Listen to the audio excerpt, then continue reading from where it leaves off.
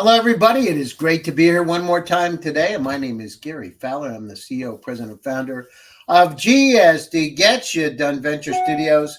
It's a great honor today with our inaugural Simplenight Presents show. I've got an incredible guest, my friend Adrian Niculescu, who is a serial entrepreneur. He's a digital alchemist, a blockchain maestro, a visionary Web.3 real estate maverick, music producer, keynote sorcerer, and just an all around good guy. So today we're talking to him, and we're going to talk about AI. We're going to talk about, real or not. Are they going to replace us or not? And how do we go down through for each and every one of us out there to be able to jump on this incredible opportunity of AI and how it's changing the world around us and making the world a better place. So with that, I'd like to bring my friend Adrian. Hi, Adrian. How are you doing today? Hello, Gary. Thank you very much for inviting me to your show. I've learned a lot about AI before AI becoming mainstream. If you remember, we were part of different shows, and you said back then it was during the pandemic period, actually in 2020, that AI will become like the air, will become so mainstream that yesterday I saw on LinkedIn it was a picture of electrical toothbrush. So even that one had an AI element. Yeah, So yeah, absolutely. You're right. And it's amazing because when we were doing those shows together, we were talking about AI. This is back in the dark days of COVID. But really, the light was the AI because we're out there and now look at it. It's incredible. By the way, Adrian is not driving right now. He's actually sitting still. So we see cars going behind you, so it looks like you're driving. He is not no, driving. Where I'm are I'm you today, Adrian? I'm in Bucharest right now, and I live and breathe by this principle. If I can't run, I walk. If I can't walk, I crawl. So if I commit to something, I need to do it no matter what, right? So I'm in my car, but I'm standing still somewhere, and I'm happy to be part of this show. A little bit of introduction about myself. I'm a sales, marketing, and business development professional. I'm a serial entrepreneur and investor, and actually, I'm very passionate about how we can use AI to help us becoming more productive. And one of my professional goals is to be so hard for AI to replace me. And of course, maybe everybody wants that at a certain moment, right? And even, let's say, your little description about myself was crafted using AI, because I had a description on LinkedIn which was a little bit boring, and I was playing with it for years to find, let's say, a secret sauce. And I've used the help of AI to craft a little bit, because I'm a Gemini, so I have few, let's say, interests. Even I'm calling it an artistic side. So um, I was helped by AI to have like a more a catchier description. Actually, at the beginning of this year, I've used ChatGPT 4 and a little bit of non-coding programming to create a five robots marketing team, starting with a CMO, with a copywriter, and everything. I was training this team actually, and after that, I was using it on my project. I gave it to all my clients, and it became so effective like crazy. So you created an AI team that was go down and help you with marketing. Exactly, it's a marketing team. Is a CMO, is a copywriter, data scientist, a viral marketer, and also a graphic designer. Five robots with names and faces, and they're very, very effective. Effective like crazy, I would say. And now, do you sell this, or how do people get a hold of it? No, I can. I will be happy to share the team with you after the call, and please use it or share it with your community. Um, um,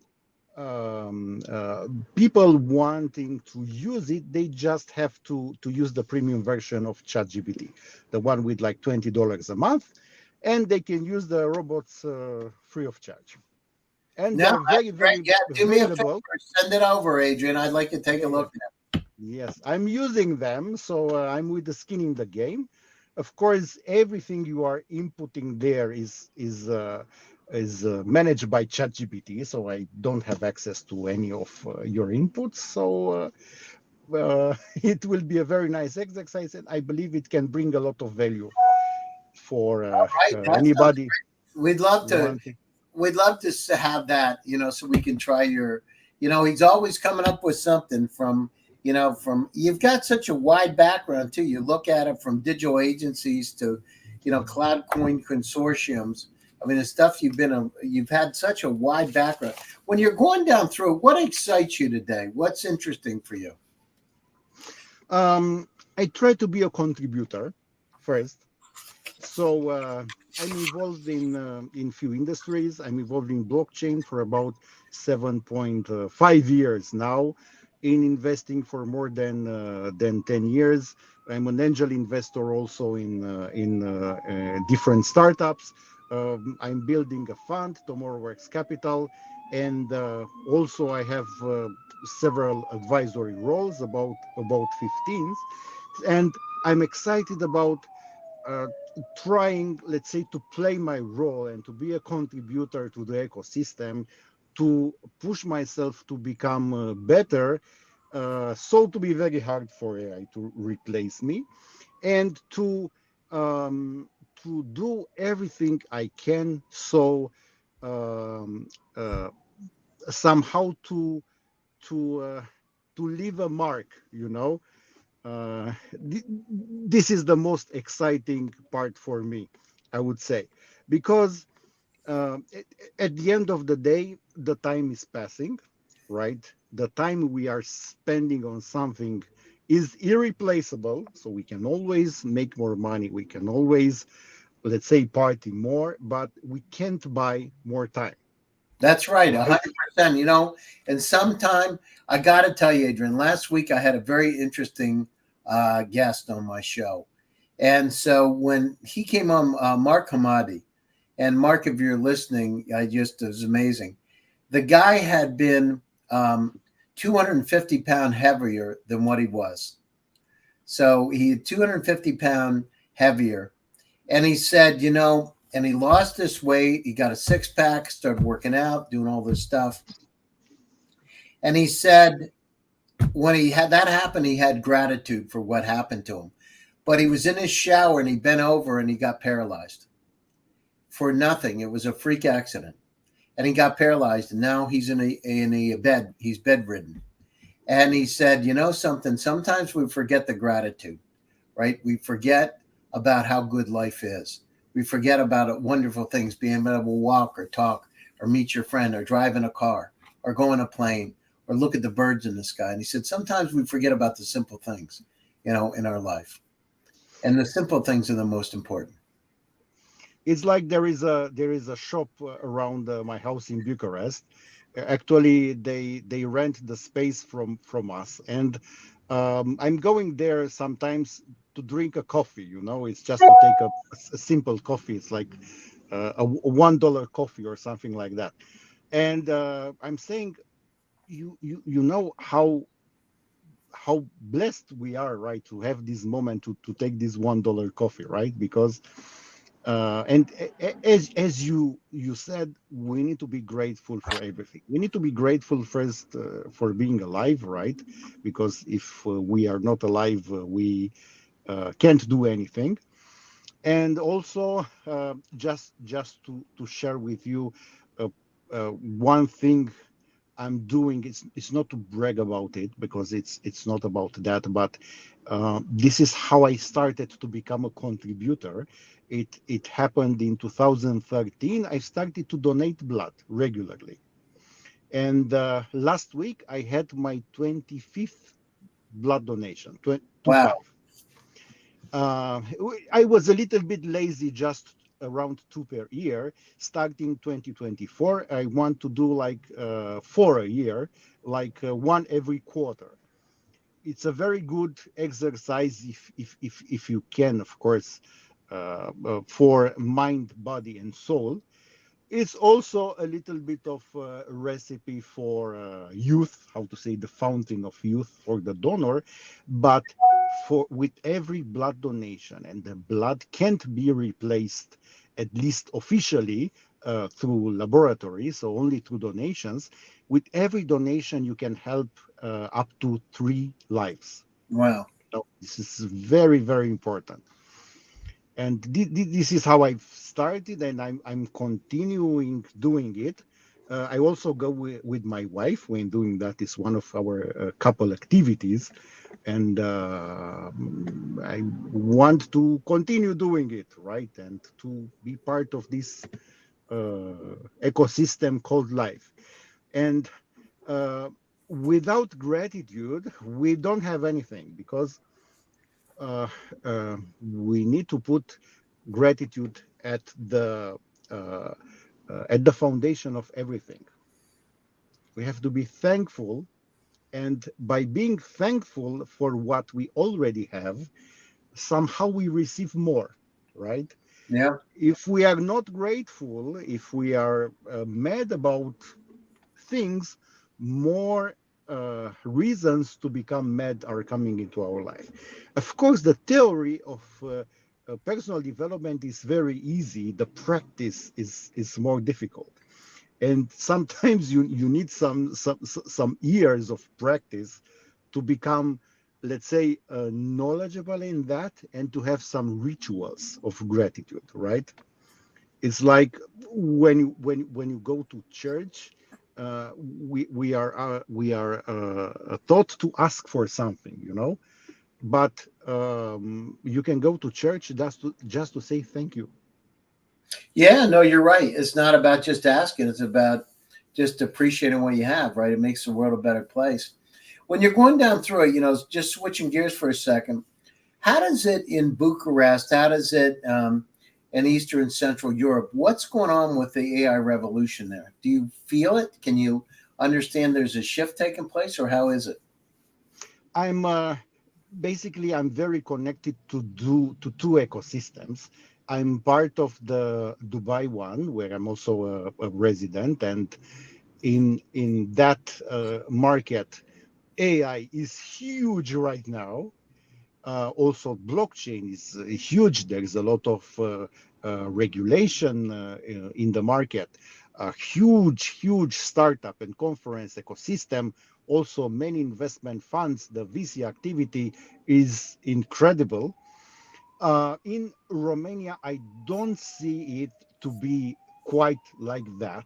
But I would say that most of these startups, or a lot of these startups, have the technical teams in Romania and in Eastern Europe in general, So here is more the infrastructure, the back office. It's not really the shiny thing you are seeing in conferences. It's the backbone of things.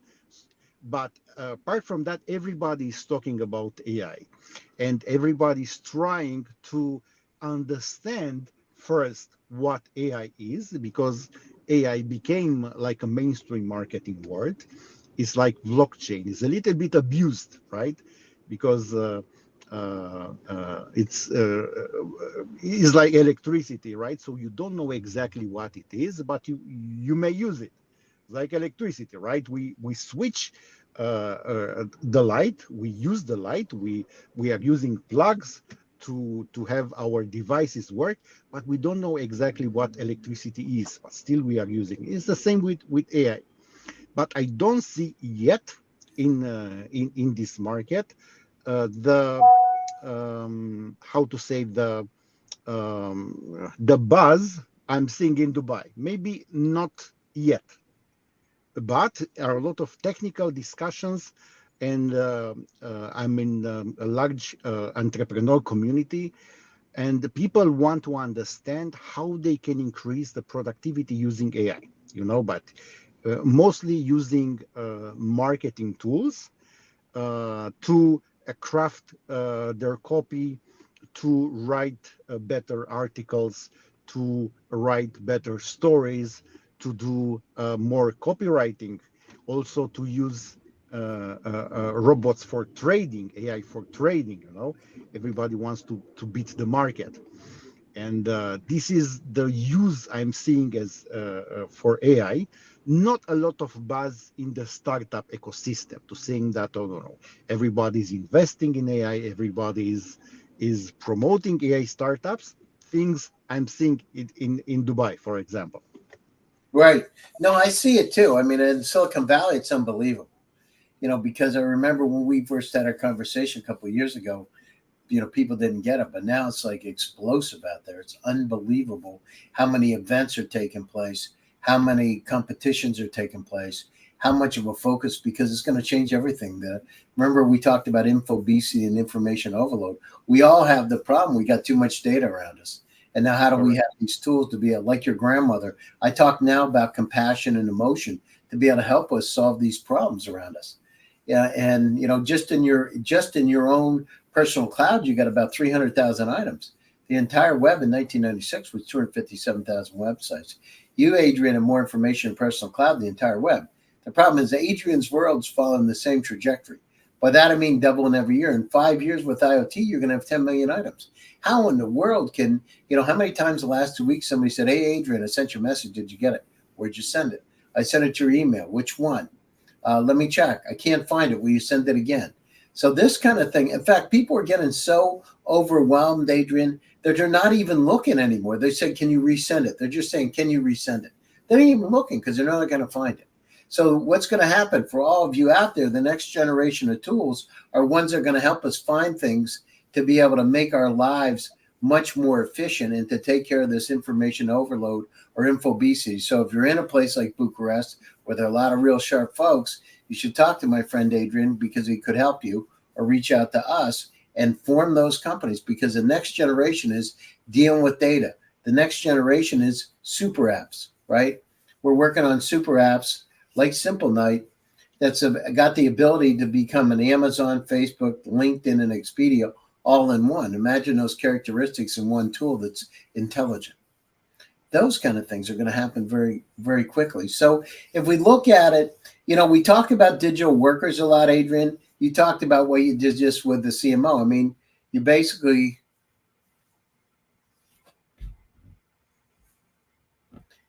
limited Adrian's kicked off. Anyhow, we look at it, he's using digital workers to go down through and eliminate workers in his company because he wants to be a lot more efficient, cost conservative. So having these tools in front of us that can help us solve these very complex problems is going to be incredibly, incredibly important for us. So anyhow, that is it in terms of our show today. I appreciate everybody for tuning in to Simplenight Presents. This is our first show. Stay happy, stay safe, and stay healthy. My name is Gary Fowler. I'm your host.